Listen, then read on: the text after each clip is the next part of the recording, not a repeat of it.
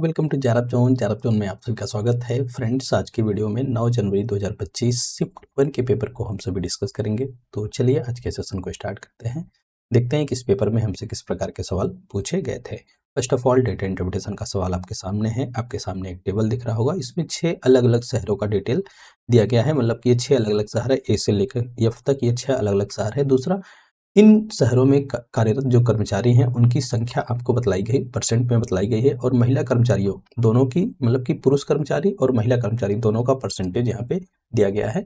दूसरा, उसमें से जो महिला कर्मचारी हैं उसमें से जो ग्रेजुएट्स महिला हैं और जो ग्रेजुएट्स पुरुष हैं, दोनों का भी प्रतिशत यहाँ पे दिखाया गया है। देखिए, मेल ग्रेजुएट्स यहाँ पे हैं और फीमेल ग्रेजुएट्स यहाँ पे हैं। दूसरा, सभी 6 शहरों के कुल कर्मचारियों की संख्या दी गई है, अर्थात ये जो कर्मचारी हैं कुल, इनकी संख्या पूरी कितनी है? ये 80,000 है ना, 80,000 ही है। हाँ, 80,000 है इनकी संख्या, ठीक है।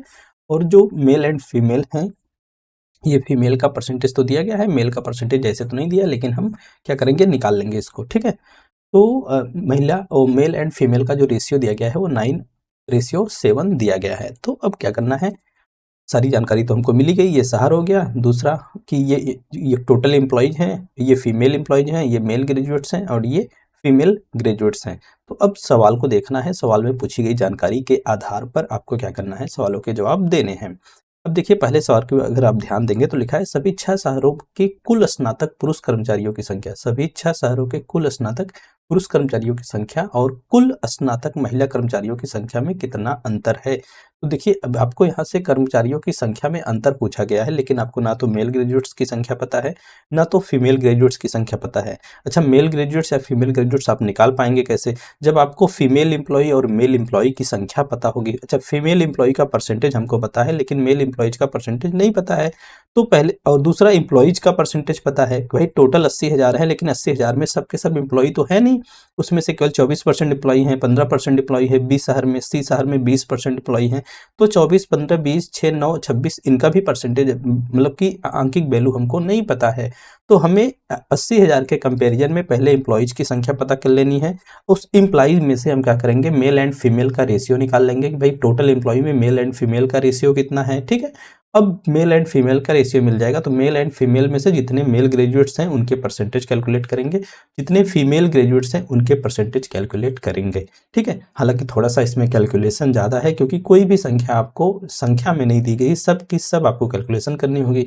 और देखिए, हो सकता है कि हम बच जाते ज़्यादा कैलकुलेशन से, लेकिन सभी 6 शहरों के कुल स्नातक पूछा गया है, ए से लेके अब तक, और मतलब कि महिला का भी ए से लेके अब तक, अर्थात आपको पूरी की पूरी संख्या निकालनी पड़ेगी। बगैर निकाले अगर आप करेंगे तो काफ़ी परेशान होंगे, और जितनी बार सवाल में पूछा गया उतनी बार आपको कैलकुलेट करना पड़ेगा।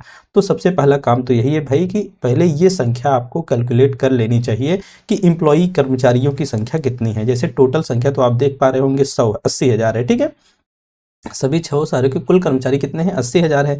तो पहले हम चलिए इस संख्या को निकालने का प्रयास करते हैं। तो हमें ये पता हो गया कि 100% की जो वैल्यू हमको मिली है वो 80,000 है। 100% की वैल्यू 80,000 है। तो हम अगर ए शहर की वैल्यू निकालने जाएंगे तो हमें 24% का केवल निकालना है।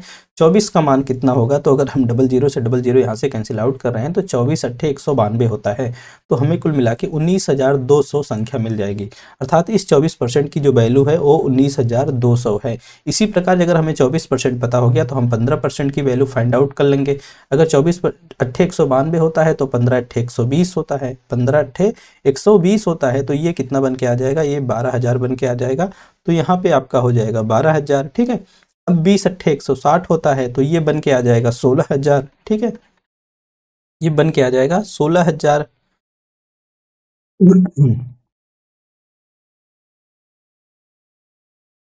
ये 16,000 बन के आ जाएगा। अब इसी प्रकार से आपको चीज़ें क्या करनी होंगी, फिर 6 8 48 है, ये 4,800 बन जाएगा, ठीक है।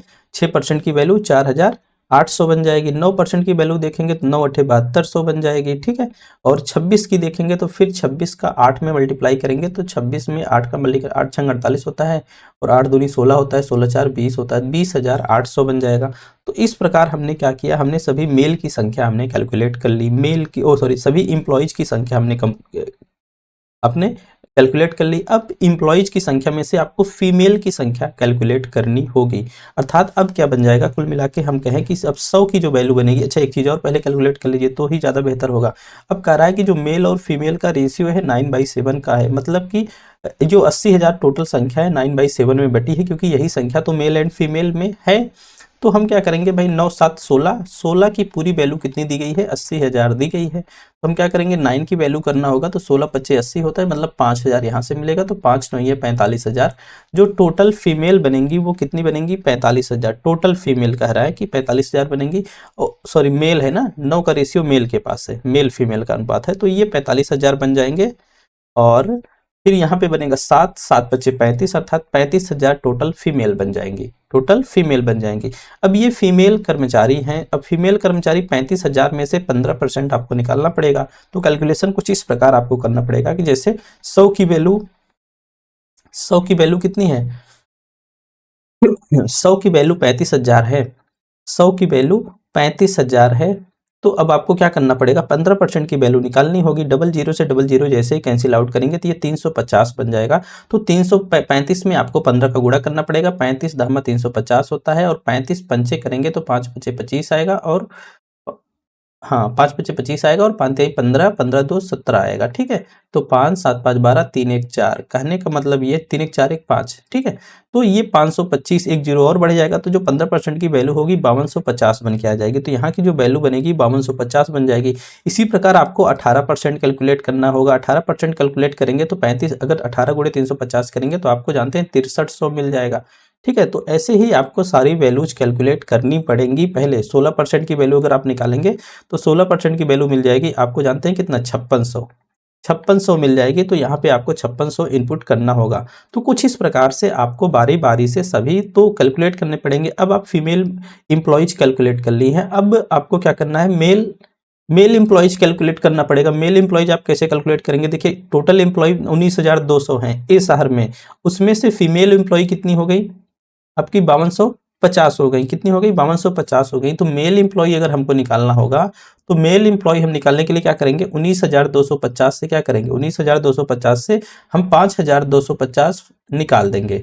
0 0 0 0 9 5 गए 4, ये 14,000 बन जाएगा। ठीक है, तो 19,200 में से अगर 14,250 बनना चाहिए ना, 5,000, 19,200 है ये, 19,200 है, में से 5,250 निकलेगा, 0 10 5 गए 5 आएगा। ठीक है, और यहाँ पे 11 में से 2 गए 9 आना चाहिए, गड़बड़ कर दिया क्या, 19,250 है ना, 19,200 है, सॉरी 19,200 है। तो इसमें से 5,250 अगर आप हटा रहे हो, 0 10 में से 5 के 5 होगा, 11 में से 2 के 9 होगा, 8 में से 5 के 3 होगा, 13,950। ठीक है, तो मेल की जो संख्या ए शहर में बनेगी, मेल एम्प्लॉयज की संख्या 13,950 बन जाएगी। उसी प्रकार अगर आप बी शहर का कैलकुलेट करोगे तो 12,000 में से आपको क्या निकालना पड़ेगा, 6300 निकालना पड़ेगा।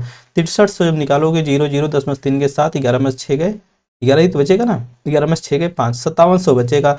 तो जो मेल इंप्लॉयज की संख्या हो जाएगी 57 से। तब उस मेल इंप्लॉय की संख्या से आपको मेल ग्रेजुएट्स निकालने पड़ेंगे। जैसे मान लीजिए कि 9,250 आया था ना, कहाँ गया नहीं, 13,950 आया था। तो अब 13,950 आया था, तब हम 100% की वैल्यू 13,950 मानेंगे। अब उसमें से हम क्या करेंगे, 26% की वैल्यू को कैलकुलेट करेंगे। इसी प्रकार जब महिला की संख्या में 5,250 मिल गई, तो हम 100% की वैल्यू क्या करेंगे, 5,250 कैलकुलेट करेंगे। उसमें से हम 42% की वैल्यू मानेंगे, तो 42% की वैल्यू ए शहर में जो फीमेल ग्रेजुएट्स हैं हमें उनकी संख्या मिल जाएगी। तो कुछ इस प्रकार से आपको टोटल कैलकुलेशन करने होंगे। अब यहाँ पे हमने पूरा कैलकुलेट करके रख दिया है। देखिए 24% है 19,200, 15% 12,000, ये इंप्लॉयज की संख्या, ये फीमेल इंप्लॉयज की संख्या। अब मेल इंप्लॉयज को फाइंड आउट करने के लिए हमने क्या किया कि टोटल इंप्लॉय में से हमने फीमेल इंप्लॉय को निकाल दिया। तो 13,950, 5700, 10,400, 1,300, 2,300, 11,350 मिल गया। अब हमें मेल ग्रेजुएट्स निकालने थे। मेल ग्रेजुएट्स निकालने के लिए हम मेल की संख्या से कंपेयर करेंगे। तो मेल की संख्या देखिए 13,950 थी, तो हम मेल ग्रेजुएट्स ए शहर का निकालने के लिए हम क्या करेंगे, 100 की वैल्यू 13,950 है, अब 13,950 में से अब 100 की वैल्यू उसके हिसाब से 26% को हम कंपेयर करेंगे, 26% को कंपेयर करेंगे 3627 मिलेगा, 33% को आप कंपेयर करके देखेंगे तो 1881 मिलेगा। ठीक है, तो इस प्रकार से आपको चीजें करनी होंगी, लेकिन अब हर स्टेप में आपको 19,200 से नहीं कंपेयर करना होगा। अब 20 शहर की जो मेल की संख्या है वो 5700 है, तो यहाँ पे जो संख्या बनेगी 100% का वैल्यू 5700, तो 33% की जब वैल्यू निकालेंगे तो आपको 1881 मिलेगा। फिर सी अगर शहर में आएंगे तो 100% की वैल्यू आपकी डिफर हो जाएगी, 100% की वैल्यू 10,400 बन जाएगी, और 41% की वैल्यू निकालेंगे तो आपको 4264 मिल जाएगा। इस प्रकार हमने मेल ग्रेजुएट्स को कैलकुलेट कर लेंगे। फिर फीमेल ग्रेजुएट्स निकालने आएंगे तो हम फीमेल की संख्या से कंपेयर करेंगे। हम देखेंगे 100 की वैल्यू 5250 है, तो हम 42% की वैल्यू को कैलकुलेट करेंगे, तो यहाँ पे देखेंगे हमके 2205 मिल जाएगा। ठीक है, 2205 मिल जाएगा। फिर 100 की वैल्यू को हम कंपेयर करेंगे 6300 से, देखेंगे तो 37% की अगर इसकी वैल्यू आप निकालेंगे तो 2331 मिल जाएगा। तो इस प्रकार से चीजें आपको कैलकुलेट करके यहाँ तक आनी होंगी। थोड़ा सा कैलकुलेशन ज्यादा है, लेकिन वन टाइम अगर कैलकुलेशन इसको कर लेते हैं तो पूरे 10 नंबर आप आसानी से कर जाओगे। ठीक है, तो चलो हमने तो अब इसमें पूरा करके दिखला दिया है कैसे करना है, एक बार आप टोटल कैलकुलेट करके देख लीजिएगा। पहला सवाल है, सभी 6 शहरों में कुल स्नातक पुरुष कर्मचारियों की संख्या और कुल स्नातक महिला कर्मचारियों की संख्या में कितना अंतर। सभी कुल स्नातक पुरुष कर्मचारी देखिए इतने हैं, आपको यही 36, 27, 18, 81, 42, 64, 428 इस सबको जोड़ लेना है। इन सबको अगर आप जोड़ेंगे तो कंप्लीटली अगर जोड़ के देखेंगे तो जो वैल्यू मिलेगी आपको जानते कितनी मिल जाएगी, 16,769 मिल जाएगी, जोड़ लीजिएगा। ठीक है, और फीमेल ग्रेजुएट्स को देखेंगे तो फीमेल ग्रेजुएट्स की अगर आप संख्या जोड़ेंगे तो आपको 16,065 मिल जाएगा। ठीक है, कितना, 16,065 मिल जाएगा। अगर दोनों का अंतर देखेंगे तो दोनों का अंतर 704 मिल जाएगा, अर्थात इसका जो राइट आंसर बनेगा डी वाला बन जाएगा। अगर हम सब करके दिखलाएंगे आपका समय ही होगा और आपकी प्रैक्टिस उतनी अच्छी नहीं हो पाएगी, तो इन सबको जोड़ना ही है, तो आप अगर जोड़ेंगे तो आप उस सवाल को करेंगे भी। ठीक है, नेक्स्ट ऑन है, शहर सी के पुरुष कर्मचारियों की संख्या शहर एफ के महिला कर्मचारियों की संख्या से लगभग कितना % अधिक है। कह रहा है शहर सी के पुरुष कर्मचारियों की संख्या, शहर सी यहाँ पे है, यहाँ पे स्नातक की बात नहीं कर रहा है, कह रहा है शहर सी के पुरुष कर्मचारियों की संख्या देखेंगे तो कितना है, शहर सी के पुरुष कर्मचारियों की संख्या 10,400 है, 10,400। फिर कह रहा है शहर एफ की महिला कर्मचारियों की संख्या से, शहर एफ कहाँ है, यहाँ पे है, और महिला कर्मचारी कहाँ है, यहाँ पे है, 5292 है, यही तो है ना। शहर एफ की महिला कर्मचारी ना, अच्छा ग्रेजुएट्स नहीं बोला है, शहर एफ की महिला कर्मचारी की संख्या 9,450 है, तो कह रहा है कितना % अधिक है, तो 9,050 को देखेंगे तो 9,450 है, दोनों में अगर डिफर करेंगे तो दोनों में डिफरेंट करके देखेंगे तो आपको 950 मिल जाएगा, तो 950 गुणे 100 और नीचे आएगा 9,450। अगर पूरे को कैलकुलेट करके देखेंगे तो 95, ये तो था ही, डबल जीरो और बढ़ जाएगा, नीचे 9,450 आएगा। यहाँ पे अप्रॉक्सीमेट परसेंटेज है, देखिए ये 95,000 है, ये 9,450 है, सीधा सीधा दिख रहा है, लगभग 10% इसका बन जाएगा। ठीक है, तो इसका जो राइट आंसर बनेगा वो थर्ड वाला अर्थात सेकंड वाला बी आंसर बन जाएगा। चलिए थर्ड की तरफ चलते हैं। लिखा है शहर डी के पुरुष कर्मचारियों की संख्या शहर बी के स्नातक पुरुष कर्मचारियों की संख्या का लगभग कितना % है। शहर डी के स्नातक पुरुष कर्मचारियों की संख्या शहर बी के स्नातक पुरुष कर्मचारियों की संख्या का लगभग कितना % है।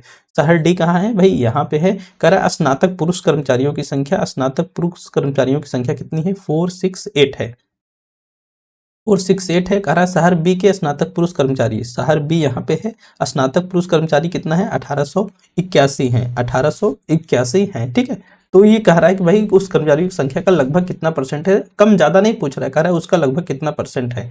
क्या करोगे, सिंपल है, 468 गुणे 100 करोगे, नीचे ले आओगे 1881 है ना, 1881। अगर आप इसको सिंप्लीफाई करके देखोगे पूरा ये बन जाएगा 46800, चाहो तो इसको और सिंप्लीफाई करके छोटा कर लो, चाहे इसको डायरेक्ट डिवीजन कर दो इसका। अगर इसको करके देखेंगे तो आपको 24.88 मिल जाएगा। ठीक है, 24.88 मिल जाएगा, ये 2588 ये आपका राइट आंसर बनेगा। तो ज़्यादा कुछ बचा नहीं है, आप बस इसको कैलकुलेट कर लो, 3 से चाहो तो आप इसको कैंसिल आउट कर लोगे तो छोटा भी हो जाएगा, 3 छक 18 होता है और 3 दूनी 6 होता है, 3 सत्ते 21 होता है, फिर इसको भी 3 से आप कैंसिल आउट कर लीजिएगा। ठीक है, 3 एक के 3 होता है, 3 पचे 15, 3 छक 18, तो इसको चाहेंगे तो अभी और छोटा हो जाएगा, तो और छोटा करके भी भाग कर सकते हैं, तो आप इसको करके देख लीजिएगा। ठीक है, क्वेश्चन नंबर 4 है शहर बी के पुरुष कर्मचारियों की संख्या शहर 6 शहरों की कर्मचारियों की संख्या का लगभग कितना % है। शहर बी के पुरुष कर्मचारियों की संख्या सभी 6 शहरों की कर्मचारियों की संख्या का लगभग कितना परसेंट है। शहर बी कहाँ पे है, शहर बी यहाँ पे है। शहर बी के पुरुष कर्मचारियों की संख्या कहाँ है भाई, ये मेल एम्प्लॉय सॉरी 5700 है, यही है ना, पुरुष कर्मचारी तो यही है ना। शहर बी के पुरुष कर्मचारी कितने हैं, 10,000 सॉरी 5700 है। दूसरा कह रहा है कि सभी 6 शहरों के कर्मचारियों की संख्या, सभी 6 शहर यहाँ पे है, सभी 6 शहर के अगर कर्मचारियों की संख्या आप जोड़ेंगे पूरा टोटल, तो आपको जानते हैं कितना मिल जाएगा, आपको मिल जाएगा पूरा 80,000। यही तो दिया है ना, सभी 6 शहरों के कर्मचारियों की संख्या कितनी है, 80,000 है। तो ये कह रहा है कि उसका कुल कह रहा है उसका कुल कितना परसेंटेज है। तो कुछ करना नहीं है, 5700 ले आओगे, गुणे 100 ले आओगे, नीचे 80,000 से कंपेयर कर दोगे। 80,000 से 000000000000 8/57, 8×7 = 56 होगा। तो सीधा सीधा दिख रहा है कि 7.125 इसका राइट आंसर बन जाएगा। ठीक है, नेक्स्ट सवाल है और लास्ट सवाल है, कह रहा है कि शहर ए की स्नातक महिला कर्मचारियों की कुल संख्या, शहर ए की, शहर ए है स्नातक महिला कर्मचारियों की कुल संख्या। ठीक है, एक मिनट, क्वेश्चन नंबर 5, हाँ ठीक है। शहर ए की स्नातक महिला कर्मचारियों की संख्या, शहर ए यहाँ पे है, शहर ए की स्नातक महिला कर्मचारी, स्नातक महिला कर्मचारियों की कुल संख्या आपको कितनी मिल जाएगी, 2205 मिल जाएगी। फिर कह रहा है कि कुल संख्या और शहर डी के गैर स्नातक महिला कर्मचारियों की संख्या के बीच का अनुपात क्या है।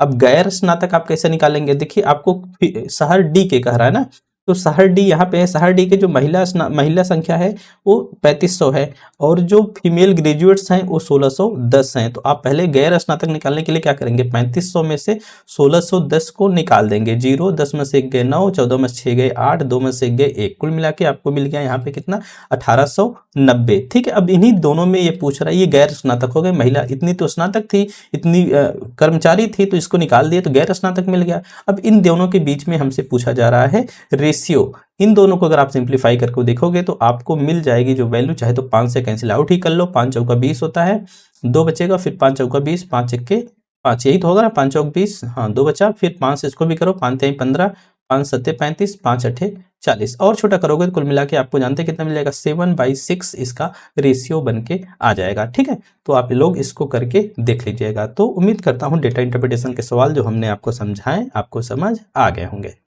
क्वेश्चन नंबर 6 है, the Navodaya Vidyalaya to school rural poor students were establish on the recommendations of the, correct भाई, जो नवोदय विद्यालय की स्थापना हुई है वो किस की सिफारिश के आधार पे हुई है। विकल्प में है आपका एनपीई 1996 है, पीएम श्री स्कूल है, एनईपी 2020 है, और सेकेंडरी एजुकेशन कमीशन है। सेकेंडरी एजुकेशन कमीशन जो बना था आपका 1952 में ही बना था, इसके जो आपके अध्यक्ष थे वो मुदालियर जी थे। ठीक है, बाकी एनईपी 2020 को आप देख ही रहे हो। ठीक है, एनईपी 2020 की रिकमेंडेशन पे या एनईपी 2020 के आधार पे ही पीएम श्री स्कूलों की स्थापना हुई है। ठीक है, या जो स्कूल पहले से कार्यरत थे उसमें पीएम श्री के अकॉर्डिंग भाई सुख सुविधाएं बढ़ाई गई हैं, बच्चों के पढ़ने लिखने के लिए टीचर्स की ट्रेनिंग वगैरह की व्यवस्थाएं की गई है।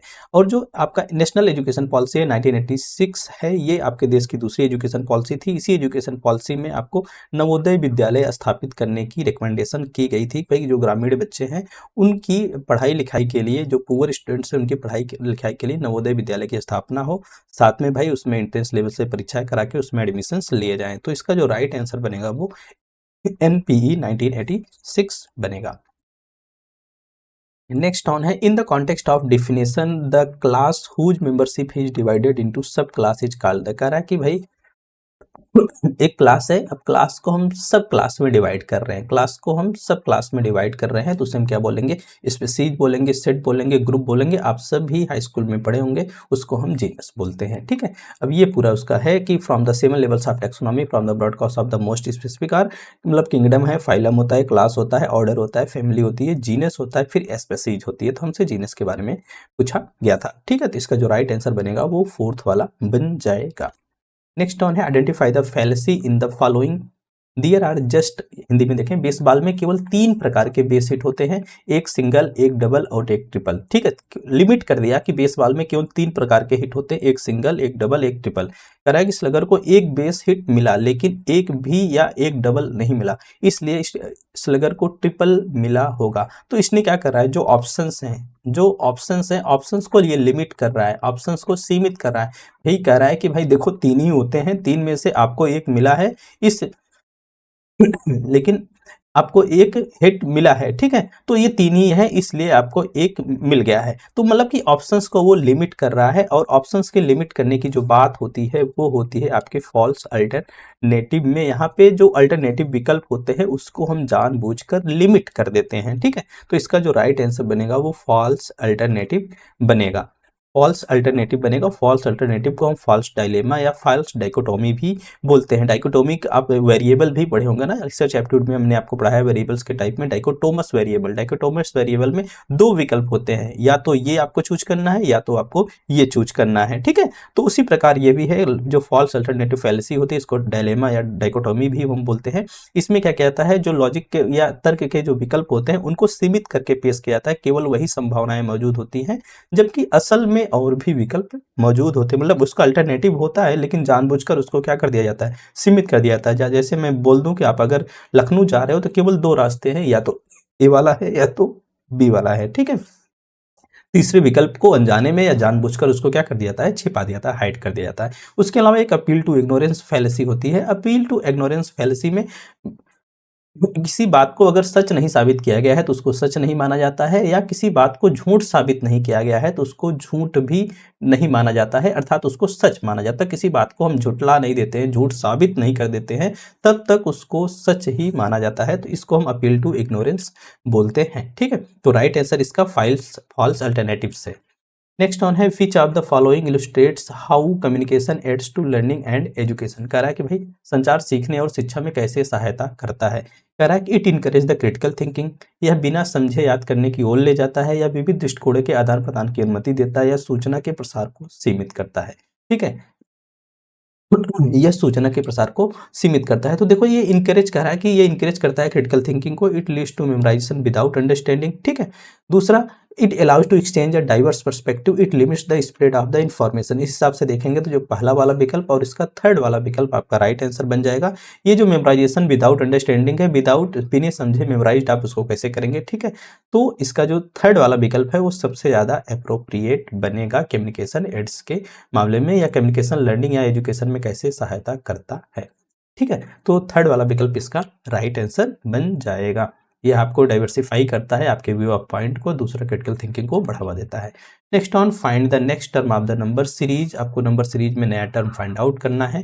विकल्प दिया है 1 है, 7 है, 25 है और 61 है। देखिए अब ये एक का क्यूब -1 है, मतलब कि सॉरी, 1 का क्यूब -0 है, ठीक है। तो 1 का क्यूब -0 तो 1 मिल जाएगा। ये 2 का क्यूब है -1 है, ये 3 का क्यूब है -2 है, ये 4 का क्यूब है -3 है, सॉरी 3 है ये ना, 3 का क्यूब -3 और हाँ नहीं 2 है, ठीक है, ठीक है। और ये 4 का क्यूब है -3 है, तो आगे आएगा 5 का 3 -4, अर्थात 5 का 3 125 होगा। 125 में से 4 निकालेंगे आपको 121 मिल जाएगा।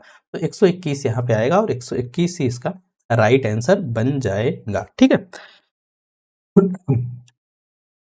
नेक्स्ट ऑन है मैच द लिस्ट का सवाल है। कई बार स्क्वायर ऑफ अपोजिशन के इस प्रकार के सवालों को हमने आपको बतलाया है। स्क्वायर ऑफ अपोजिशन दिया है और यहाँ पे रिजल्ट दिया है, लिखा है, हमने आपको बतलाया है ए ई आई और ओ के रिलेशंस को हमने बताया कि ए और ओ कंट्राडिक्शन होता है, आई एंड ई कंट्राडिक्शन होता है। ए अगर ट्रू है तो ए और ई के बीच में कंट्रेरी रिलेशन होता है, आई एंड ओ के बीच में सब कंट्रेरी होता है, ए एंड आई और ई एंड ओ के बीच में आपका सब अल्टरनेशन का रिलेशन होता है। ए और ई एक साथ मतलब कि ट्रू नहीं हो सकते, अर्थात ये ट्रू होगा तो ये फॉल्स हो जाएगा, लेकिन ये अगर ये फॉल्स है तो ये भी फॉल्स हो सकते हैं। ये एक साथ ट्रू तो हो सकते हैं लेकिन एक साथ फॉल्स नहीं हो सकते हैं। यही सारी बातें आपको ये मतलब अगर ए और इसके बीच में कंट्राडिक्शन है मतलब एक दूसरा के विपरीत हमेशा रहेंगे ही। बाकी A and I and E and O के बीच में देखेंगे तो यूनिवर्सल टू पर्टिकुलर चलेंगे तो चीज़ें ट्रू चलेंगी, अगर पर्टिकुलर टू यूनिवर्सल चलेंगे तो चीज़ें फॉल्स हो जाएंगी, अनडिटरमाइन हो जाएंगी, ठीक है। तो अब उसी के आधार पे है, कई बार इसको हमने बतलाया है। देखिए पहला ही विकल्प आपको दिया है if I is given as true, कह रहा है कि इफ अगर आई ट्रू है तो सिंपल सी बात है अगर ये ट्रू है तो ई वाला फॉल्स हो जाएगा। तो पहले का तो सेकंड एकदम कंफर्म हो गया। जैसे ही पहले का हमने सेकंड किया देखिए सारे विकल्प इल्यूमिनेट हो गए, सेकंड वाला विकल्प इसका राइट आंसर हो गया। बाकी आप बी को थर्ड से कर दीजिएगा, सी को आप फर्स्ट से कर दीजिएगा, डी को आप फोर्थ से कर दीजिएगा, ठीक है। तो ये सारी चीजें सारे रूल्स अगर आप हमारी पिछली क्लासेज या पिछले PYQs देखे हैं तब भी इस तरह के सवाल आपके लिए कुछ भी नहीं है, ठीक है। तो ये देखिए ये फिगर है, इसी फिगर के आधार पर चीजें हम हमेशा आपको बताते हैं और समझाते हैं। क्वेश्चन नंबर 12 है मैथमेटिकल एप्टीट्यूड से आपसे सवाल पूछा गया है। कह रहा है कि एक्स पेड़ और वाई तोते हैं, यदि प्रत्येक पेड़ पर केवल एक तोता बैठा है तो एक तोता बिना पेड़ के रह जाता है। मान लेते हैं कि भाई जो तोते, ये पेड़ों की जो संख्या है, पेड़ों की जो संख्या है वह यक्स है और जो तोतों की संख्या है वो वाई है। ठीक है, तोतों की संख्या वो वाई है। तो इस हिसाब से देखेंगे, कह रहा है कि जो पहली शर्त है, यदि प्रत्येक पेड़ पर केवल एक तोता बैठा है तो एक तोता बिना पेड़ का रह जाता है। इसका मतलब क्या बन रहा है? इसका मतलब बन रहा है कि y बराबर यक्स और यक्स प्लस 1 बन जाएगा। ठीक है, दूसरी सिचुएशंस में वो कह रहा है कि यदि प्रत्येक पेड़ पर दो तोते बैठ रहे हैं तो एक पेड़ बिना तोते के रह जा रहा है। ठीक है, तो इसलिए आपको यक्स और y की वैल्यू निकालनी है, तथा दूसरे स्टेटमेंट पे बोल रहा है कि भाई अगर दो तोते बैठ रहे हैं अर्थात 2x माइनस 1 बन जाएगा, यक्स माइनस 1 बन जाएगा। तो ये समीकरण बन रहा है, इसी समीकरण को आप सॉल्व आउट कर लीजिए तो चीजें आराम से हैंडल हो जाएगी। तो कुछ करना नहीं है, यक्स प्लस 1 बराबर है 2x माइनस 1 के।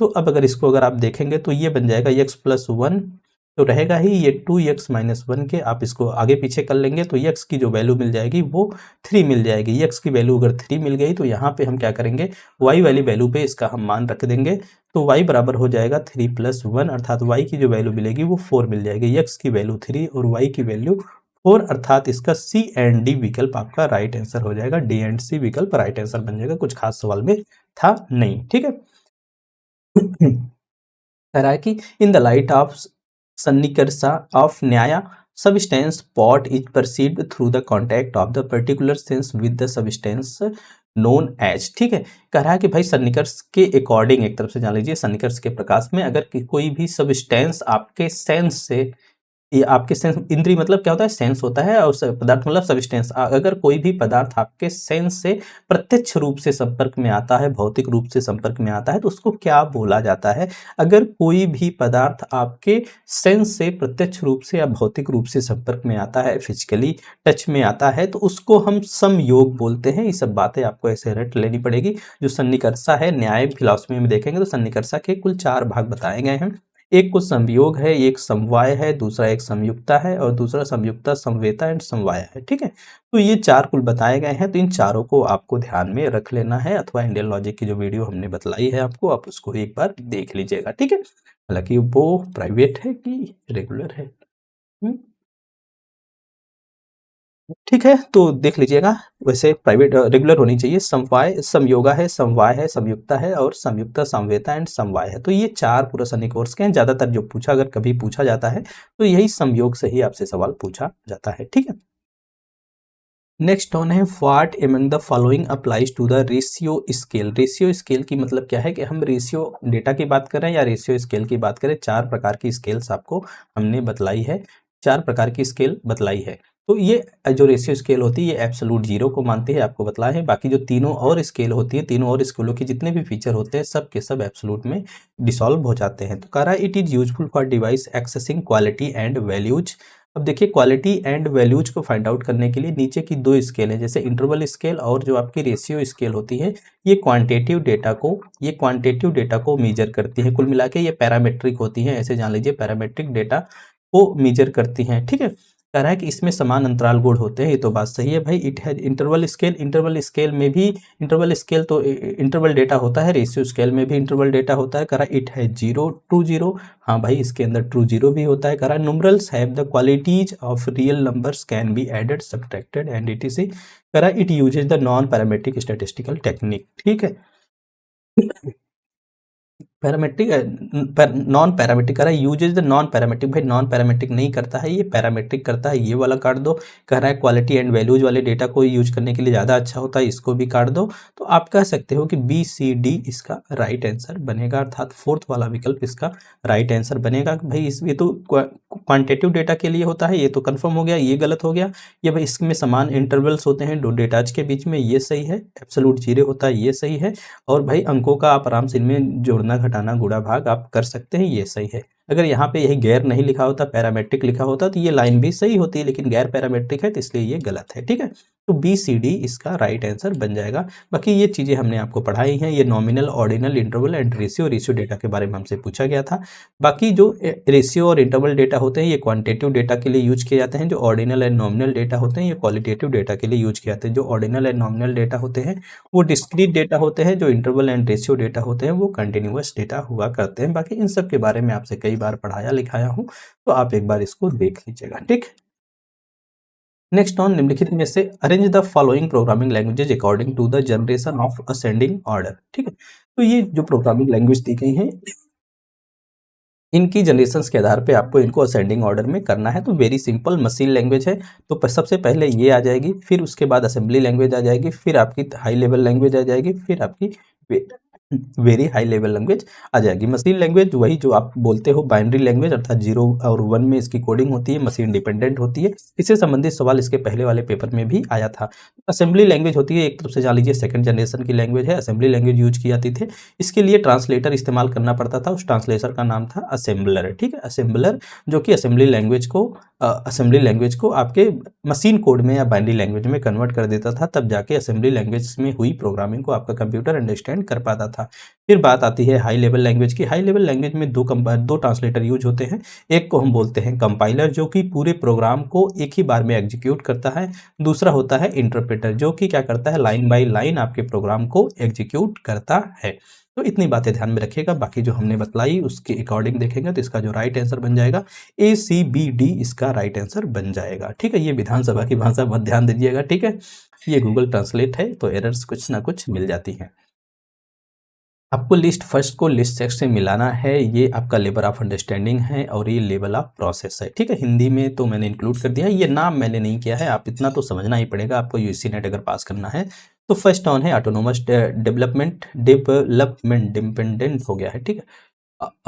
Autonomous development DEVEL, autonomous development level, ठीक है, DVEL, या ठीक है, ये भी ऑटोनोमस डिपेंडेंट लेवल, ठीक है। और दूसरा मेमोरी लेवल है, रिफ्लेक्टिव लेवल है, अंडरस्टैंडिंग लेवल। इन चारों को हमने बहुत अच्छे से आपको बतलाया और समझाया है। जैसे देख ही लीजिए, यहाँ पे सबसे पहले तो आप इसको ज़्यादा अच्छे से रिलेट कर पाएंगे। अंडरस्टैंडिंग लेवल लिखा है, अंडरस्टैंडिंग लेवल का मतलब होता है चीज़ों को हम क्या करते हैं, अंडरस्टैंड करते हैं, समझते हैं। तो इसके लिए most appropriate peer learning, effects and feelings, recall and facts, information. अच्छा, पहले ऑटोनोमस से ही इसको देखिए।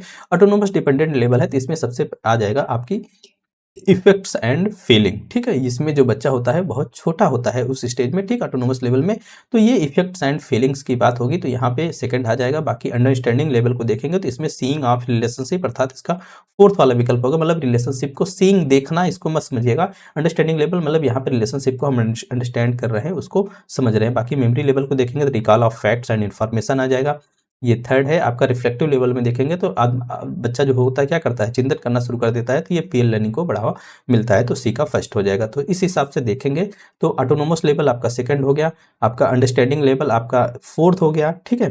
अंडरस्टैंडिंग लेवल आपका 4 हो गया, डी का 4 हो गया, ठीक है। और मेमोरी लेवल आपका थर्ड हो गया और रिफ्लेक्टिव लेवल आपका फर्स्ट हो गया। इस हिसाब से देखेंगे तो जो फर्स्ट वाला विकल्प है वो राइट आंसर के रूप में बन जाएगा। बाकी सरल था, आप इसको अच्छे से समझ सकते हैं।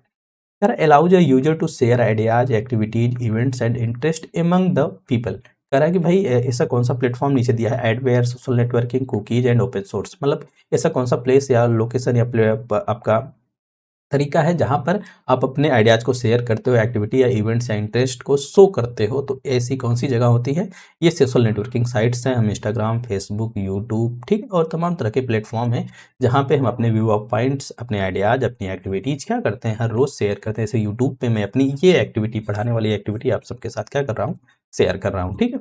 नेक्स्ट ऑन है the overhead projector is used for. कह रहा है कि स्टिल पिक्चर्स के लिए, मोशन पिक्चर्स के लिए, ट्रांसपेरेंसीज के लिए, पीपीटीज के लिए, ठीक है। ओवरहेड प्रोजेक्टर को यूज करने की बात हो रही है। तो ओवरहेड प्रोजेक्टर जो हुआ करते थे उसके लिए ट्रांसपेरेंसीज का इस्तेमाल होता था। ट्रांसपेरेंसीज क्या होती थी, ट्रांसपेरेंसीज ऐसे A4 साइज की एक सीट होती हैं जिसपे अगर हम जो कुछ भी लिख देते हैं, जैसे मान लीजिए कि A4 के पेज पे आप कुछ लिख दिए, ठीक है, अब उसको ओवरहेड प्रोजेक्टर में हम ले जाके लगा देते हैं, तो ओवरहेड प्रोजेक्टर इस पे फोकस मारता है और फोकस सामने वाली वॉल पे या लगा पर्दे पे मारता है, तो जो उस पे लिखा टेक्स्ट होता है बहुत बड़े रूप में दिखाई देता है। हालांकि आज के जो प्रोजेक्टर है एडवांस हो गए या टेक्निक पीछे चली गई है, लेकिन जो ओवरहेड प्रोजेक्टर होते थे वो ट्रांसपेरेंसीज को शो अप करने के लिए इस्तेमाल में लाए जाते थे। ट्रांसपेरेंसीज क्या होती है आप यही पूछेंगे, तो ये A4 साइज के मान लीजिए ऐसे पेपर होता है, इसमें जो भी चित्र या फिगर लिखा होता है उसको बड़े पर्दे पे दिखाने के लिए हम ओवरहेड प्रोजेक्टर का इस्तेमाल करते थे, ठीक है। एक बार आप इसको देख लीजिएगा। Match the list soil type है और लिस्ट सेकंड में रीजन है, आपको उस सॉइल टाइप और रीजन से आपको मैच कराना है। एलुबल सॉइल है, डिजर्ट है, ब्लैक सॉइल है और लेटराइट है। देखिए सबसे सरल इसमें यही है, लेटराइट है। लेटराइट जो है ये वेस्टर्न घाट पे पाई जाती है केरला में, ठीक है। तो डी को देखेंगे तो डी का तो हो जाएगा फर्स्ट। बाकी डिजर्ट है तो डिजर्ट भाई कहाँ पाएगी, रेगिस्तान है। रेगिस्तान कहाँ है, कच्छ में है रेगिस्तान, कच्छ का रेगिस्तान सुने ही होंगे। तो बी का तो सेकंड हो जाएगा, डी का फर्स्ट है, बी का सेकंड है, डी का फर्स्ट है और बी का सेकंड है, तो कुछ पूछना ही नहीं है, थर्ड वाला विकल्प इसका राइट आंसर हो जाएगा। बाकी ब्लैक सॉइल को देखेंगे तो ब्लैक सॉइल आपको कहाँ मिल जाएगी, ब्लैक सॉइल आपको कृष्णा तुंगभद्रा बेसिन तमिलनाडु में मिल जाएगी। बाकी और आपका बच रहा है क्या भाई, आपका एलुगल सॉइल बच रही है। एलुगल सॉइल आपकी इंडो गैंगेटिक प्लेनेटिक प्लेन बिहार में मिल जाएगी, ठीक है। तो इतनी जलोढ़ मिट्टी जिसको हम बोलते हैं, ठीक है, तो ये आपके भारत गंगा विमान या भारत गंगा बिहार में एक तरफ से मिल जाएगी। तो इसका थर्ड वाला विकल्प आपका राइट आंसर बन जाएगा। नेक्स्ट ऑन है Nalanda university ancient India was the renowned centre of the. अब इसको अगर आप बोलते हैं तो कितनी बड़ी गलती करेंगे, तो इसका जो राइट आंसर है बुद्धिस्ट है। एक बार नहीं, हमें लग रहा है कि हजारों बार पेपर में आ चुका है ये, ठीक है। ये बुद्धिस्ट लर्निंग नालंदा यूनिवर्सिटी है, located NCR India, present day in Bihar में है। ये world first residential university in the measure of centre of Buddhist learning, ठीक है। तो इस बात को देखिए, 5th से लेकर 12th सेंचुरीज के बीच में यह स्थापित थी। बाकी यहाँ पे जो बच्चे Asia, China, Tibet, Korea, south east Asia से सब लोग पढ़ने आते थे। बाकी बुद्धिस्ट को देखेंगे, फिलॉसफी, लॉजिक वगैरह की पढ़ाई लिखाई यहाँ पे खूब हुआ करती थी, ठीक है। एक टर्म यहाँ से और पूछा जाता है भाई, ये फेमस स्कॉलर्स जो आपके थे, हुन सांग जिसको हम बोलते हैं, ठीक है, और जिंग, ये सब नालंदा विजिट किया करते थे पढ़ाई लिखाई के लिए। नेक्स्ट ऑन क्वेश्चन नंबर 21 है, which of the following pollutants are most responsible acid rain. Just इसके पहले वाले पेपर अर्थात 8 जनवरी शिफ्ट 2 वाले पेपर में इससे जुड़ा ही सवाल पूछा गया था। यही सवाल पूछा गया था भाई, एसिड रेन के लिए सबसे जिम्मेदार कौन होते हैं, तो वहां भी बताया था nitrogen dioxide and sulphur dioxide सबसे ज्यादा जिम्मेदार होते हैं। बाकी लेड, पीबी, ओजोन 3 ये लोग मोनोऑक्साइड इतने रिस्पॉन्सिबल नहीं हुआ करते हैं, लेड तो बिल्कुल नहीं है, ठीक है। बाकी ये आपका नाइट्रोजन डाइऑक्साइड और सल्फर डाइऑक्साइड मतलब बी एंड डी इसका मोस्ट एप्रोप्रिएट आंसर है, ठीक है। इसके बारे में हमने यहाँ एड ऑन भी कर दिया है, आप पढ़ लीजिएगा। Sulphur dioxide nitrogen oxide for including NO2 for atmosphere, जब ये होता है रेन वाटर के साथ आपके ताजमहल पे तो यही इसी का प्रभाव पड़ रहा है ना। तो ऑक्सीजन एंड अदर केमिकल जो sulphuric acid, nitric acid, NO3 ये सब होते हैं, ये सब मिलकर क्या करते हैं भाई, थोड़ा सा प्रभाव डालते हैं। बाकी OCO, ओजोन 3, लेड पे भी ये सिग्निफिकेंटली कंट्रीब्यूट नहीं करते हैं एसिड एंड सल्फर फॉर्मेशन में, ठीक है। तो most appropriate nitrogen dioxide and sulphur dioxide. Question number 22 है, ये स्कॉलर्स हैं और ये उनसे कॉन्सेप्ट या इनोवेशन या पब्लिकेशन है, बिल्कुल न्यू सवाल है। किसी भी राइटर्स का नाम वास्तव में हमको भी नहीं पता है, तो आप एक बार इसको अपने कॉपी में नोट डाउन कर लीजिएगा। हालांकि रटने की बहुत ज़्यादा इसको आवश्यकता है नहीं, क्योंकि आप एक पेपर में देखेंगे एक आध सवाल ऐसे आ ही जाएंगे जो कि बिल्कुल ऑर्डिनरी आपको फील होंगे। तो इसका जो राइट आंसर है एक 4th विकल्प है। तो आप ऐसे लिख लीजिएगा, जो इवेरेट रोजर्स हैं इनकी जो किताब है ये है, मतलब जो भी इनोवेशन है इनका, डिफ्यूजन ऑफ द इनोवेशन है। पाउल बैरर है इनका फर्स्ट है, ठीक है। सी का सेकंड है, the passing of the traditional society book. और जो विल्बर आपका स्क्रैमम है ये इनका थर्ड है, ठीक है, mass media and national development, ठीक है। तो इसको अपनी कॉपी में नोट डाउन कर लीजिएगा, उसी के सामने लिख लीजिएगा, ठीक है। क्वेश्चन नंबर 23 है, आपको यहाँ पे स्कॉलर्स को हटा ही दीजिएगा, ये इंटरनेट के कुछ कीवर्ड हैं और ये उनके फंक्शंस हैं, इनके कीवर्ड और फंक्शन से आपको मैच कराना है। कई बार पढ़ाया हूँ, FTP है, पिंग है, HTML है और HTTP है। कई बार इसके फुल नेम से भी पूछ लिया था, file transfer protocol, hypertext markup language and hypertext transfer protocol, यहाँ से भी सवाल पूछ लिया जाता है। FTP का काम होता है फाइल को ट्रांसफर करना। पिंग का मतलब होता है सर्वर पे हम चेक करते हैं कि भाई पर्टिकुलर IP या पर्टिकुलर कंप्यूटर की जो IP है वो प्रॉपर वर्क कर रही है या रन कर रही है कि नहीं कर रही है। और HTML मतलब एक प्रकार की कोडिंग होती है जिससे हम हाइपरटेक्स्ट डॉक्यूमेंट क्रिएट करते हैं वेब पेजेस के लिए, ठीक है। और HTTP होता है आपका भाई, ये क्या करता है मतलब कि आपके रिक्वेस्ट को ट्रांसफर करता है और सामने से डेटा ले आता है, ठीक है। तो अब हिसाब से देखेंगे तो FTP पिंग का मतलब बी का तो सेकंड ही हो गया, देख रहे हैं, या जांचने के लिए कि भेजा गया संदेश में मतलब कोई विच्छेद चल रहा है या प्रॉपर रनिंग हो रही है कि सर्वर पे नहीं हो रही है, तो बी का सेकंड जैसे ही देखेंगे तो ये सब देखो विकल्प ऐसे खत्म हो गए। अगर आप HTML को देखेंगे तो use to hyper create document भाई, ठीक है, या हाइपर क्रिएट डॉक्यूमेंट को क्रिएट करने के लिए हम इसको यूज करते हैं, तो सी का तो फर्स्ट कर देंगे। तो सी का फर्स्ट जैसे ही करेंगे तो ये हो गया सी का फर्स्ट और हो गया था, सॉरी सी का फर्स्ट ना, हाँ सी का फर्स्ट और बी का तो सेकंड ही हुआ था, तो ये आपका थर्ड वाला विकल्प आपका राइट आंसर बन जाएगा। थर्ड वाला, बाकी ए का 4 है, एफटीपी है, तो ये कंप्यूटर पर फाइलों को स्थानांतरित करने के लिए इस्तेमाल किया जाता है। और आपको डी का देखेंगे तो हाइपरटेक्स्ट ट्रांसफर प्रोटोकॉल है, इसका थर्ड है, एक प्रकार का रूल होता है जो कि डॉक्यूमेंट को एक्सचेंज करने के लिए वेब पर इस्तेमाल में लाया जाता है। ठीक है, क्वेश्चन नंबर 24 है, कह रहा है कि एक व्यक्ति स्थिर पानी में एक निश्चित गति से v किमी प्रति घंटा की गति से नाव चला रहा है। स्थिर पानी में नाव की जो गति है, ठीक है, धारा के प्रतिकूल 2 किमी की दूरी तय करने में उतना ही समय ले रहा है जितना कि धारा के अनुकूल जाने में 3 किमी दूरी तय करने में समय ले रहा है। कह रहा है ये धारा की गति 2 किमी प्रति घंटा है, तो आपको v का मान बताना। 2-3 चीजें आपको पता है, यहाँ पे देख लीजिए। जो धारा की गति आपको पता है, धारा की गति, ठीक है, धारा की गति आपको पता है वो टी 2 किमी प्रति घंटा, 2 किमी प्रति घंटा। और धारा के जो विपरीत दूरी है, धारा के जो विपरीत दूरी आपको पता है वो कितनी है, 2 किलोमीटर प्रति घंटा है। तो धारा के विपरीत अगर नाव की गति निकालेंगे, धारा के विपरीत नाव की गति इस हिसाब से निकालेंगे तो ये बन जाएगा v-2k, ठीक है, किलोमीटर प्रति घंटा के। दूसरा, धारा के दिशा में जो दूरी है, धारा के दिशा में जो दूरी है आप देख ही पा रहे हैं कितना लिखा है, वो 3 किलोमीटर, अनुकूल ना, तो 3 किलोमीटर लिखा है। इसके अलावा अगर आप देखेंगे तो धारा के दिशा में नाव की गति क्या बन जाएगी, धारा के दिशा में नाव की जो गति बन जाएगी, नाव की गति बन जाएगी भाई, आपकी v तो दिया ही है, ठीक है, धारा के दिशा में अगर नाव की गति देखेंगे तो, और धारा के हाँ, ये धारा की गति कितनी है, v+2 किलोमीटर है, तो भाई ये v है, और तो ये क्या हो जाएगा, v+2 बन जाएगा। ठीक है, अब बस कुछ करना नहीं है, ये अब इसको आप कंपेयर कर लीजिए, v-2 भाई घटेगा ना, ये वाली वैल्यू घटेगी, विपरीत चल रहे हैं, तो ये 3 है तो ये v+2 है, क्रॉस मल्टीप्लाई कर लीजिए, ये 2v+4 हो जाएगा, 3v+-6 हो जाएगा, 2v और 3v को अगर कंपेयर करेंगे तो आपको मिल जाएगा ये, बाकी ये इधर जाएगा, दोनों जुड़ जाएगा, तो v बराबर 10 बन जाएगा, v बराबर 10 बन जाएगा, अर्थात जो गति मिलेगी v की वो 10 किलोमीटर प्रति घंटा बनेगी। बहुत बेसिक सा सवाल था बॉटनी स्ट्रीम का, आप एक बार इसको देख लीजिएगा। क्वेश्चन नंबर 25 है, फिर से आपको इंस्टीट्यूशंस हैं और डोमेन्स हैं, आपको इसको मैच कराना है। इससे सरल सवाल क्या ही हो सकता है आपके लिए, एनसीटी ही, एनसीईआरटी है, नैक है और स्वयं है। NCT for national commission on teacher education,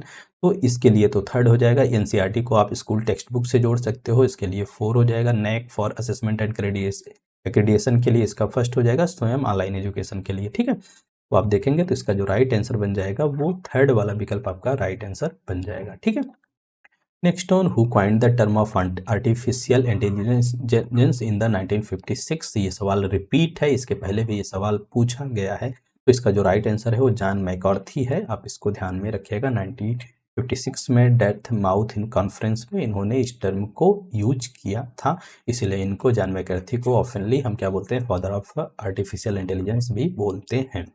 the largest source of volatile organic वीओसीज की बात कर रहा है। वीओसी मतलब वोलेटाइल है, वोलेटाइल की मतलब ये ज़्यादा टाइम टिकते नहीं है, बहुत कम टाइम में ही क्या करते हैं, ये वायुमंडल में वाष्पित हो जाते हैं, उड़ जाते हैं। ठीक है, तो कह रहा है सबसे बड़ा स्रोत वीओसीज का क्या है, वो एनिमल्स होते हैं, प्लांट्स होते हैं, इंडस्ट्रीज होती है, ट्रांसपोर्टेशन होता है। ठीक है, तो सबसे बड़ा जो वीओसीज का सोर्स होता है वो क्या होता है, प्लांट हुआ करता है। फैक्चुअल सवाल है, ध्यान में रखिएगा। ठीक है, डेटाबेस मैनेजमेंट से आपसे सवाल पूछा गया है, डेटाबेस मैनेजमेंट सिस्टम। ठीक है, अब एक डीबीएमएस है, एक होता है RDBMS, regional database management system. ठीक है, तो डीबीएमएस कह रहा है DBMS is a software that create manage and database, पहली बात तो सही है। कह रहा है database schema is design of the database, ये भी बात सही है। कह रहा है foreign key in the relation is used for, देखो ए भी तो सही है, ए भी तो सही है, तो ए भी तो कंफर्म सही है, तो ये हटाई दो, ये हटाई दो, अब 2 विकल्प बच रहा है। Foreign key in relation to use to unique identification of the tables, दूसरा primary key is use to relate table to tables in the relation. ठीक है, और दूसरा sequel stands for structured query language, देखो sequel stands for structured query language, sequel का जो full form होता है यही होता है स्ट्रक्चर्ड क्यूरी लैंग्वेज, अर्थात ई भी कंफर्म सही है। अब भाई ई कंफर्म है तो सी डी तो विकल्प में ही नहीं है, सी और ए बी ई यही आपका राइट विकल्प है, क्योंकि हम डी ई को तो इग्नोर नहीं कर सकते, क्योंकि सिक्वल का फुल फॉर्म ही स्ट्रक्चर्ड क्यूरी लैंग्वेज है, अर्थात 3rd वाला विकल्प आपका राइट आंसर बन जाएगा। नेक्स्ट ऑन है, कह रहा है विच among the following is incorrect in the light of positivist approach paradigm, मतलब कि पॉजिटिविस्ट पैराडाइम का मतलब है कि ये क्वांटिटेटिव की बात की जा रही है। ठीक है, क्वांटिटेटिव की बात की जा रही है, आप इस हिसाब से सोचेंगे तो ठीक रहेगा। ठीक है, कह रहा है कि इसके हिसाब से कौन सा गलत है। कह रहा है scientific knowledge is derived from the accumulation of the data obtained theory free and value free of observation. कह रहा है गलत पूछ रहा है, ठीक है। कह रहा है साइंटिफिक मेथड, तो सही है। कह रहा है scientific method can not be applied to humanities and social affair. कह रहा है कि जो आपका साइंटिफिक मेथड होता है वो ह्यूमैनिटीज एंड सोशल अफेयर्स में लागू नहीं किया जा सकता। ये बात तो बिल्कुल गलत है, क्योंकि सबसे ज़्यादा जो क्वांटिटेटिव रिसर्च होने वाला फील्ड है वो सोशल साइंस ही है, सबसे ज़्यादा इसी में तो हम करते हैं, ठीक है। बाकी anything that can be observe to little importance, भाई लिटिल इंपॉर्टेंस भी किया जा सकता है, ठीक है। दूसरा science is the pursuit of the fundamental knowledge, विज्ञान मूलभूत की ज्ञान की खोज है, कुछ भी नहीं देखा जा सकता, उसका महत्व कम है, ठीक है। ये बात भी सही है। अब अगर आप देखेंगे तो कंपेरेटिवली गलत क्या है क्वांटिटेटिव पर्सपेक्टिव में, मतलब जो पॉजिटिविस्ट अप्रोच था, पॉजिटिविस्ट अप्रोच जो चीज़ें फिजिकली अवेलेबल थी, जिसको हम प्रूव कर सकते हैं, जिसको ट्रूथ कर सकते हैं, जिसको वेरीफाइड कर सकते हैं, उन्हीं को सही मानता था। वही चीज़ यहाँ पे कहा गया है, भाई जिस चीज़ को हम नहीं देख सकते, नहीं समझ सकते हैं, जिसका फिजिकल एग्जिस्टेंस नहीं है, उसके महत्व को हम उतना ज़्यादा स्वीकार नहीं कर रहे हैं, ठीक है। तो ये दूसरा कह रहा है scientific method can not be applied humanities and social affairs, ये बात गलत है, अर्थात यही बात पॉजिटिविस्ट रिसर्च पैराडाइम के लिए इनकरेक्ट साबित होगी, राइट आंसर के रूप में सेकंड हो जाएगा। चूज द करेक्ट स्टेटमेंट, आपको करेक्ट स्टेटमेंट चूज करना है। कह रहा है this year government India has spend 6% of the GDP in education. NEP 2020 में इस तरह की रिकमेंडेशन की कि भाई जो जीडीपी है, जीडीपी का 6% एजुकेशन पे खर्च किया जाए। इसके पहले जो एनपीई 1996 थी उसमें भी कहा गया कि भाई खर्च किया जाए, कहा जाता है खर्च नहीं किया जाता है, गलत बात है। The government of Karnataka has establish a different state education policy commission under the Sukhdev Thorat, ये बात तो बिल्कुल सही है। एनईपी 2020 है चेयर द मिसाइल साइंटिस्ट के कस्तूरी रंगन, भाई ये बात भी सही है। बी और सी तो कंफर्म सही है, तो ये तो हटाई दो, ई तो हटाई दो। अब ई सही है कि नहीं है, ये बस इसी को देख लो। करेक्ट देखो, NEP chair an eminent educationist Krishna Kumar, भाई ये बात तो गलत है, क्योंकि चेयर कौन किया था, कस्तूरी रंगन किया था, तो ये तो ऐसे ही काट दो। करा NEP 2020 promotes the private philanthropic participation in the education, ये बात सही है आपकी, तथा ई भी सही होना चाहिए, बी सी ई इसका राइट आंसर। मतलब निजी परोपकारी भागीदारी को बढ़ावा देने की बात करती है, मतलब कि प्राइवेटशिप को मिलाकर काम करने की बात करती है, तो ये एनईपी 2020, तो फर्स्ट वाला विकल्प ये सही है। नेक्स्ट ऑन है arrange the following households A B C D in the term of increasing percentage of expenditure. देखिए ये इनका इनकम है, ये इनका एक्सपेंडिचर है, कह रहा है कि किस प्रकार से एक्सपेंडिचर बढ़ रहा है, उसको क्या करना है, आपको क्रम में करना है। तो हमने इसको सीधे हल करके लगा दिया, आप देख लीजिएगा, आपको कुछ करना नहीं होता है। ये भाई 4 इसका एक्सपेंडिचर है, 5 है, बोला कि भाई कितना परसेंट है, बस आपको यही देखना है, 80% है, 75 है, 62.5 है और 66.67 है, ठीक है। तो इसको देख लीजिएगा, इसका जो राइट आंसर बनेगा सी डी बी ए राइट आंसर है। कैलकुलेट करके देख लीजिएगा, वेरी सिंपल डाटा इंटरप्रिटेशन इतना पढ़ाए हैं कि आप इसको आपको सॉल्व नहीं कर पाएंगे तब तो ठीक नहीं है भाई। Arrange the following according to the Maslow hierarchy structure of the needs, Maslow की हायरार्की आपसे पूछी गई है, तो इससे भी सरल क्या ही होगा। अब आपको पहली बात होती है फिजियोलॉजिकल नीड्स की, भाई खाना पीना रहना सोना ये होना चाहिए, फर्स्ट ऑफ ऑल ये होगा, तो ई मतलब ये तो खत्म हो गया। फिजियोलॉजिकल नीड्स के बाद हम चाहते हैं भाई अपनी सेफ्टी, ठीक है, पढ़ लिख लेंगे तो हम अपनी क्या करेंगे, सेफ्टी चाहेंगे। सेफ्टी चाहने के बाद क्या होगा कि फिजियोलॉजिकल नीड्स पूरी हुई, सेफ्टी हो गई, अब हम चाहेंगे कि लोग हमारा रिस्पेक्ट करें, नौकरी सोकरी मिल गई है तो लोगों को मान सम्मान दे, अच्छे अच्छे कपड़े पहनने, उठना बैठना, गाड़ी खरीदना, ठीक है। तो स्टीम नीड्स, फिर आ जाएगी एस्थेटिक, भाई हम सौंदर्य पे बहुत फोकस करेंगे, फिर आ जाएगा सेल्फ एक्चुअलाइजेशन। इस हिसाब से देखेंगे तो इसका जो राइट आंसर बनेगा E B A D C right answer बन जाएगा। फिजियोलॉजिकल नीड्स है, सेफ्टी नीड्स है, स्टीम है, एस्थेटिक है और सेल्फ एक्चुअलाइजेशन है, ठीक है। मतलब कि पहले बेसिक सर्वाइवल की बात, फिर सिक्योरिटी एंड प्रोटेक्शन की बात, रिस्पेक्ट की बात, ब्यूटी की बात and personal growth and achieving potential की बात, ठीक है। तो ये फिजियोलॉजिकल नीड्स कई एक पेपर में पूछा गया है, मैस्लो की हायरार्की से सवाल, आप इसको जरूर और जरूर याद कर लीजिएगा। विच of the following is not an optical storage device, इससे भी सरल क्या ही होगा। सीडी रोम भाई ऑप्टिकल होती है, डीवीडी रोम ऑप्टिकल होती है, सीडी आर ऑप्टिकल होती है। ऑप्टिकल क्या नहीं होती है, रैम, जिसको हम रैंडम एक्सेस मेमोरी बोलते हैं, जिसको हम टेम्पररी मेमोरी बोलते हैं, ठीक है, वेटिंग रूम बोलते हैं, तो तमाम चीजें हैं, ठीक है। तो चलो which is the abundant of the hydrocarbon in the atmosphere, वायुमंडल में सबसे प्रचुर मात्रा में कौन सा हाइड्रोकार्बन उपलब्ध है, तो मीथेन है कि बेंजेन है, इथेन है, पैराफिन है, तो आप सबसे ज्यादा जो उपलब्ध होने वाली चीज है वो क्या है, मीथेन है। इसके पहले भी इससे संबंधित सवाल आया था भाई, ये धान के खेत से लेके, गोबर से लेके, सड़ी गड़ी चीजों से लेके, हर जगह दलदली क्षेत्रों में, ठीक है, हर जगह पेड़ पौधों से क्या बनते हैं, मीथेन बनती रहती है। सबसे ज्यादा एटमॉस्फेयर में बनने वाली गैस मीथेन है, ठीक है, तो ध्यान में रख लीजिएगा। विच of the following is not an example of application software. अब इससे भी सरल क्या होगा, फर्स्ट ऑन कंपाइलर है, स्प्रेडशीट है, वर्ड प्रोसेसर है एंड कंप्यूटर एडेड डिजाइन कर not an example of application software. देखो स्प्रेडशीट एक्सेल ले लो, वर्ड प्रोसेसर वर्ड ले लो, कंप्यूटर एडेड डिजाइन CAD ले लो, ठीक है। तो आपका जो एप्लीकेशन सॉफ्टवेयर नहीं है वो कंपाइलर है। थोड़ी देर पहले हमने आपको बताया था, जो हाई लेवल की लैंग्वेजेज होती हैं, हाई लेवल लैंग्वेज को कन्वर्ट करने के लिए, बाइनरी लैंग्वेज में कन्वर्ट करने के लिए कंपाइलर का इस्तेमाल किया था, जो कि हाई लेवल लैंग्वेज के ट्रांसलेटर के रूप में काम करती हैं, ठीक है। Next on arrange the following events related to hazardous material on the order of the occurrence starting to the oldest to most recent आपको मैच कराना है। बमाको कन्वेंशन है, वेगनी है, वेसल है, लंदन है एंड रोटरडम है। तो इसके ईयर भी आप इसको याद रख लीजिएगा। इसका राइट आंसर DCAB बन जाएगा। जो लंदन कन्वेंशन था 1972 में, बेसल कन्वेंशन 1989 में, बमाको कन्वेंशन आपका 1901 में और वेगनी आपका वेगानी ना 1995 में और रोटरडम कन्वेंशन आपका 1968 में है। किस लिए हुआ था, इस बात को भी आप इसको थोड़ा सा ध्यान जरूर रख सकते हैं, क्योंकि अगर ये पूछा गया है तो किस लिए हुआ था आगामी एग्जामिनेशन में आपसे पूछे जा सकते हैं, ठीक है। दूसरा है choose the correct answer of the context of the EAO third figure याद है ना। थर्ड फिगर में जो सब्जेक्ट होता है दोनों क्या होता है, जो मिडिल टर्म होता है दोनों सब्जेक्ट होता है। थर्ड कई बार बताया है ना, थर्ड फिगर एंड मूड के बारे में। तो जो थर्ड फिगर है, थर्ड फिगर में जो मिडिल टर्म होता है, मिडिल टर्म दोनों सब्जेक्ट हुआ करता है। और EAO का मतलब है ई का मतलब है कि AE नो वाली स्टेटमेंट है, ए का मतलब आल वाली स्टेटमेंट है और ओ का मतलब है सम नॉट वाली स्टेटमेंट, ठीक है। तो इस बात को ध्यान में रखिएगा। कह रहा है कि अनडिस्ट्रीब्यूटेड मिडल, भाई ये डिस्ट्रीब्यूटेड मिडल है तो ये तो खत्म ही कर दो। कंक्लूजन डिस्ट्रीब्यूट द सब्जेक्ट, भाई conclusion distribute the subject term, ठीक है। कह रहा है कि कंक्लूजन में आपका डिस्ट्रीब्यूट सब्जेक्ट टर्म वितरित होता है, ठीक है। देखो कंक्लूजन में आपके मिडिल टर्म आता ही नहीं है, ठीक है।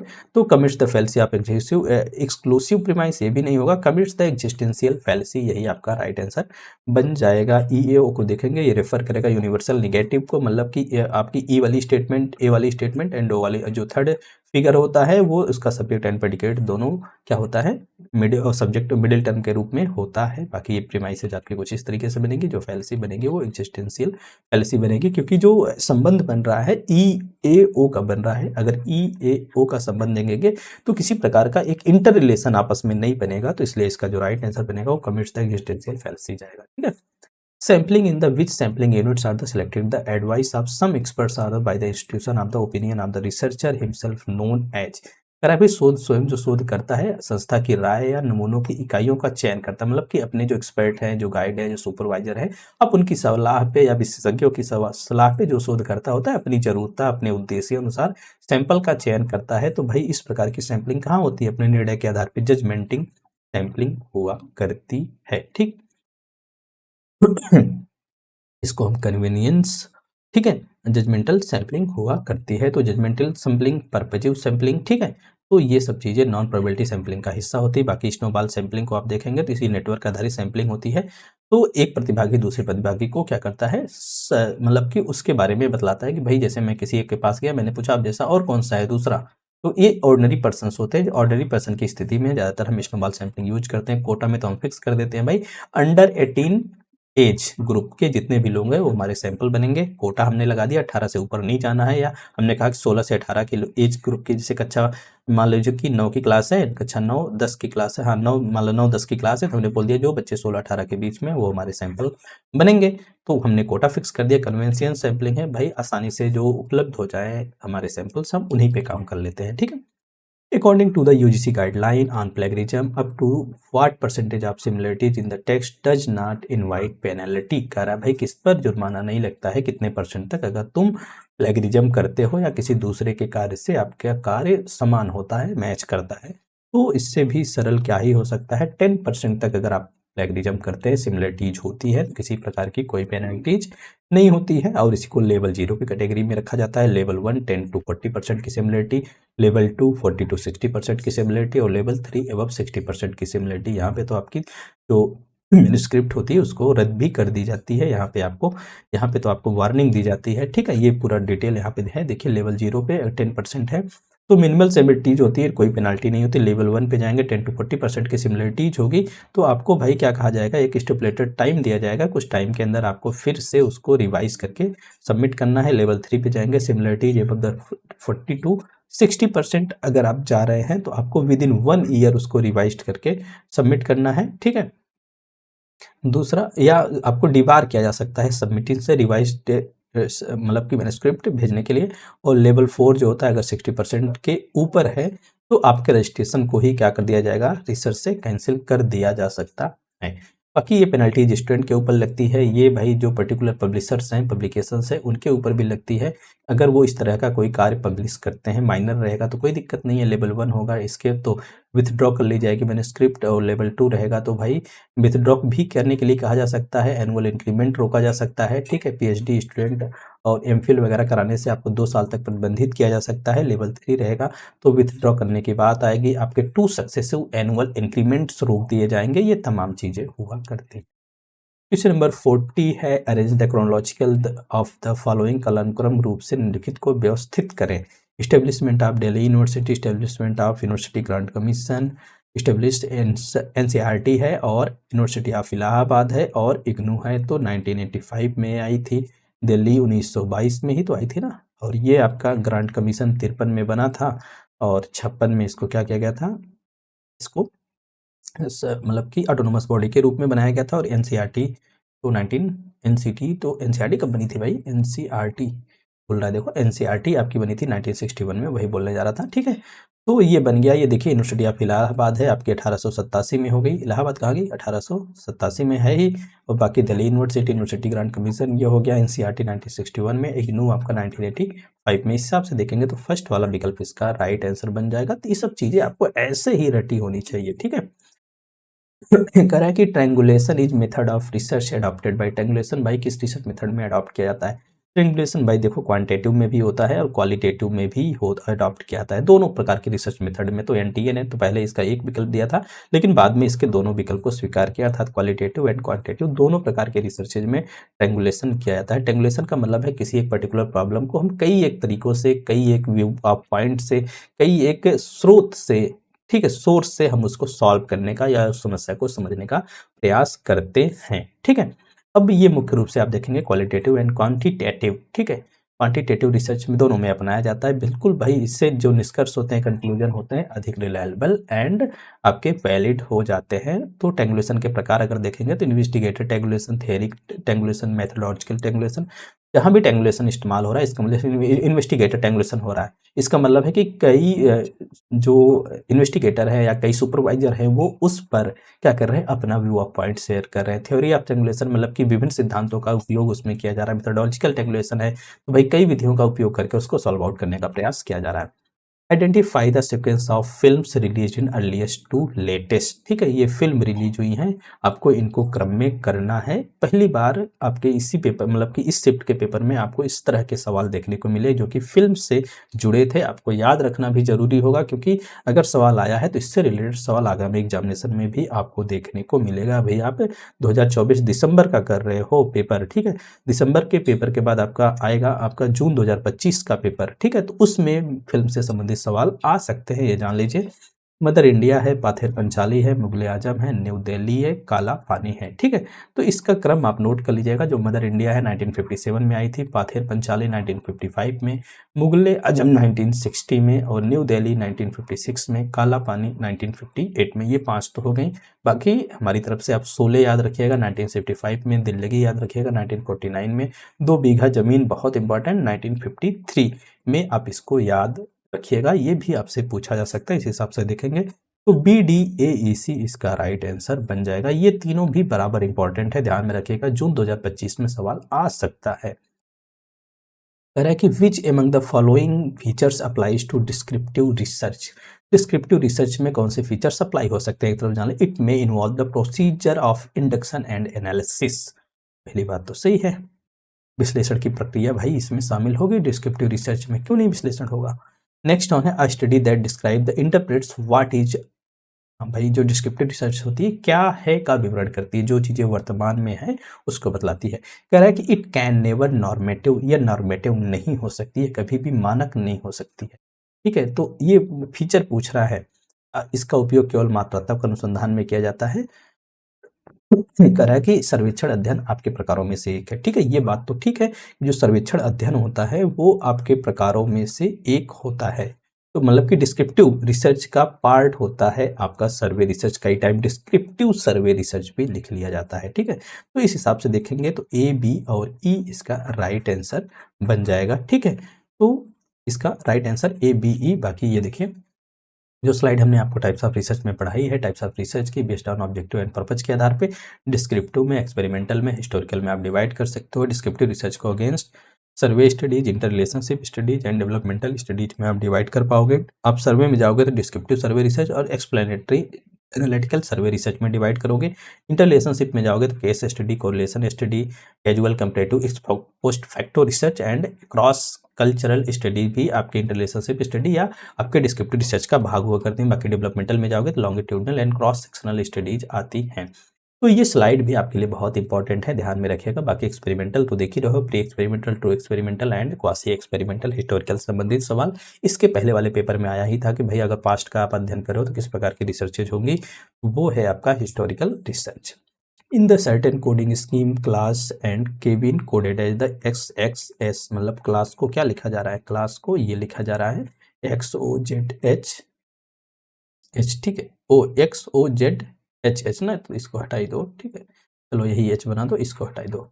और क्या कहा जा रहा है भाई, जो आपकी क्लास है, जो केबिन है, KBIN, मतलब क्या है कि भाई इसको XZYRM लिखा जा रहा है। देखो ए का जेड लिख रहा है, इसका मतलब एक उल्टा जा रहा है। देखो ए का जेड लिख रहा है, इसका भी उल्टा। एस का एच, एस का एच, दोनों एच लिखा है ना, तो हाँ मतलब अपोजिट डायरेक्शन में बिल्कुल जा रहा है। तो अपोजिट डायरेक्शन में देखोगे तो TABLE है, TABL ही। टी का अपोजिट देखोगे तो याद रख लीजिएगा इसको जेड होता है, और ए का तो जेड होता है, ए का तो अपोजिट जेड होता है। तो जेड देखो इन सब में है, 3 में है जेड, तो इसको कंक्लूड नहीं कर पाओगे। जेड होता है वाई, मतलब बी का वाई होता है। एल का देखोगे तो एल का ओ होता है। ई का देखोगे तो वी होता है। GZYOY, ठीक है, GZY, ई का वी होता है ना, वी, इवन, इवन पर याद करते हैं, GZYOV,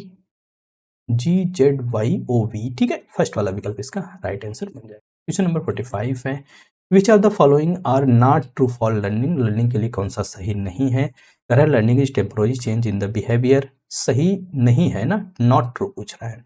learning is an enduring the permanent change in the behaviour, कौन सा सही नहीं है। Life is a long process, learning happens only until the age of 18, भाई ये तो गलत बात हो गई सीधे सीधे। सीखना 18 वर्ष की आयु तक ही होता है, तो गलत बात है। तो डी तो पहले काट दो, डी जिसमें जिसमें है काट दो, भगवान भरोसे। ABCE सही हो गया। ठीक है, तो ABCE इसका राइट आंसर हो गया। कई बार इस तरह का इल्यूमिनेशन अगर आप लगाओगे तो आराम से सवालों को कर जाओगे। इस प्रकार से हमने 9 जनवरी 2025 शिफ्ट 1 में जो पेपर आया था उसके पूरे 45 क्वेश्चन बहुत अच्छे तरीके से कवर कर लिए हैं। ब्लास्ट के जो 5 है, 45 और 50 के बीच में, ये कंप्रिहेंशन के सवाल होते हैं। आपके पास कोई प्रैक्टिस सेट होगा ही, उस प्रैक्टिस सेट से आप आराम से उसकी प्रैक्टिस कर लीजिएगा। अगर हम यहाँ पे नहीं करवा रहे हैं इसका मतलब आप उसको छोड़ के मत जाइए। अगर मैं यहाँ करवाऊंगा तब भी हम जान रहे हैं कि आप लोग करोगे नहीं जल्दी। ठीक है, तो आप उसको अपनी बुक से ही देख के आराम से उसकी प्रैक्टिस कर लीजिएगा। ठीक है, तो चलिए आज के लिए इतना ही। उम्मीद करता हूँ ये सेशन आपके लिए काफ़ी बेनिफिशियल होगा, आपके नॉलेज को इन्हेंस करेगा। पेपर 1 की किस प्रकार के सवाल आपसे एग्जाम में पूछे जाते हैं उसकी एक अच्छी समझ आपके अंदर डेवलप करेगा।